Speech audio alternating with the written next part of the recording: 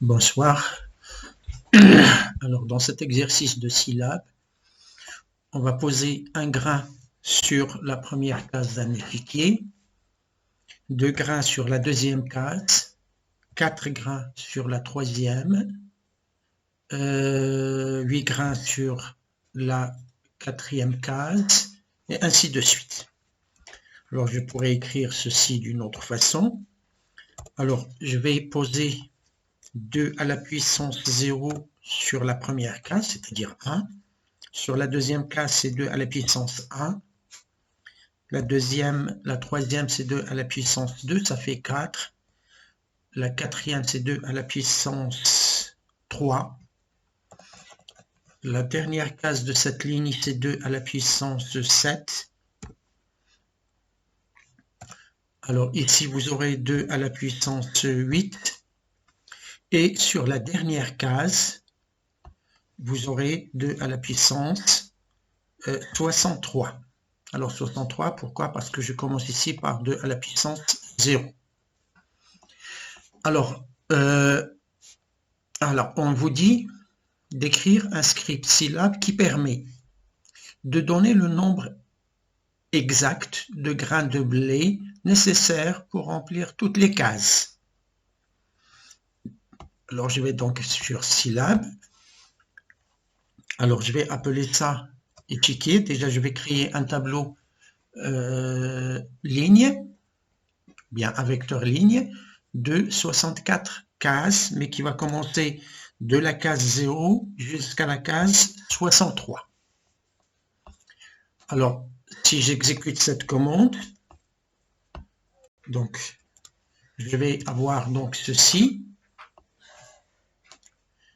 Donc, dans la première case, je vais avoir 0, deuxième case 1, troisième case 2, quatrième case 1, etc. jusqu'à la dernière case qui va contenir le nombre 63. Voilà, le nombre 63. Alors après, je veux savoir combien chaque case contient de grains. Alors je vais faire donc le nombre de grains par case, reçoit 2 à la puissance ECH, échiquier. Donc reçoit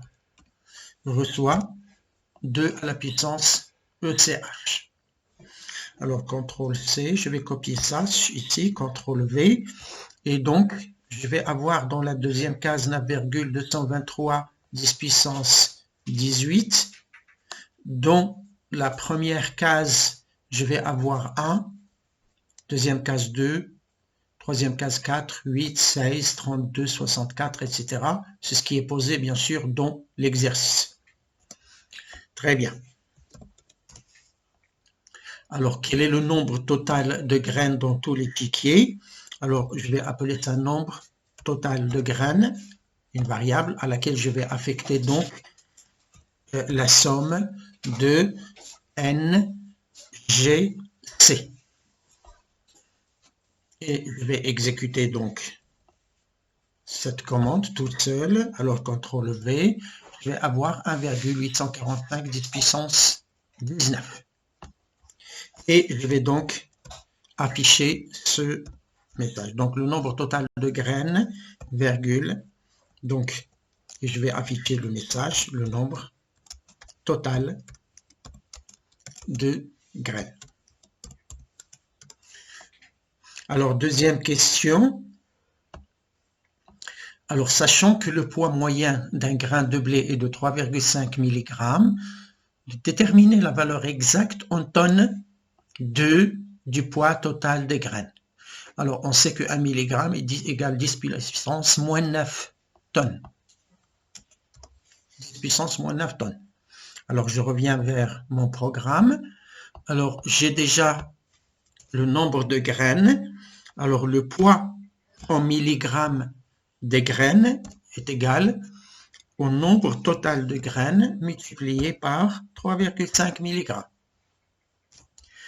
Alors, le nombre total, ou bien le poids en tonnes, est égal le poids en milligrammes de toutes les graines multiplié par 10 puissance moins 9.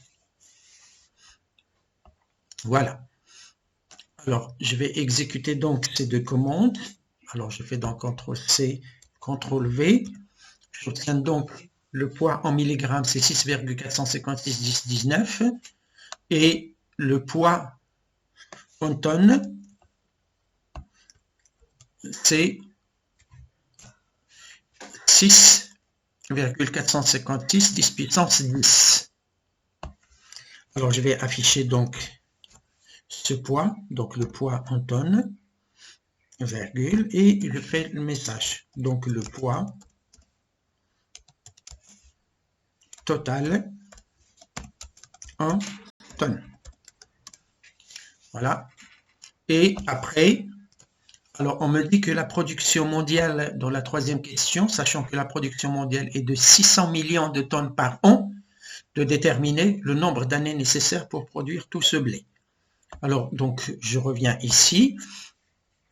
Alors, vous avez donc le nombre d'années nécessaires pour produire tout ce blé, c'est le poids total, le poids en tonnes, divisé par 600 millions, qui est la production d'une année. Voilà.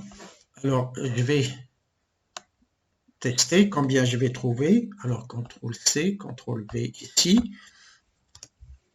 Vous avez 107 années et quelques. Et donc, je vais afficher donc DISP. Le NA, c'est le nombre d'années. Donc, le nombre d'années et NA, bien sûr.